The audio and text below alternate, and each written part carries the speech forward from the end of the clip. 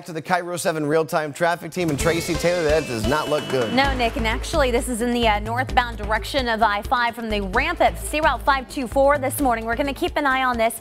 I just watched more tow trucks arrive on a scene. Again, this is blocking that on-ramp and forcing drivers to get into that gore point a little bit earlier, and we're going to run into some really close calls because that early merge is really dangerous for drivers so far this morning. All right, as we take a look at our real-time traffic maps, you're going to see that we're still back out in Enumclaw and Route 164 at 196 with the wreck out there that's being worked on. Still looking at a little bit of hesitation on northbound I-5 getting down around South Center, making that real-time travel time from Federal Way to Seattle at about 34 minutes. And if you're headed over the mountain passes, no restrictions on Stevens or Snoqualmie Pass, but reported of some gusty winds just west of the summit. On northbound I-5 near 188. We'll take a look at those real-time travel times in less than 10 minutes.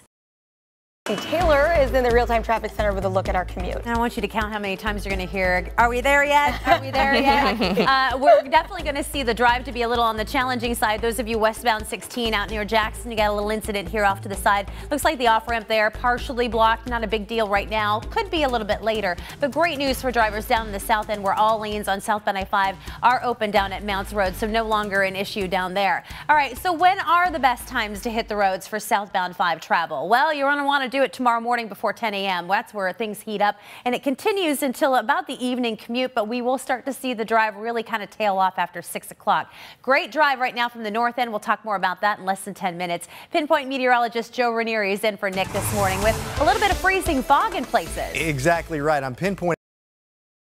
KIRO 7 News starts right now.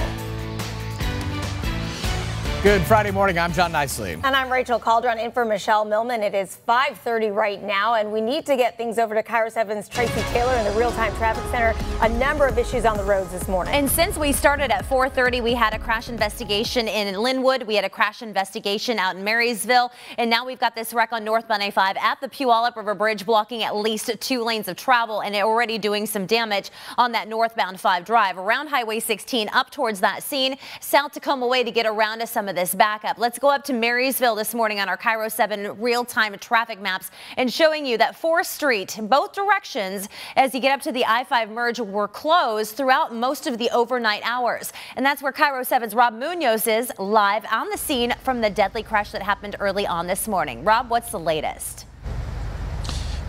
Well, Tracy, we got a big update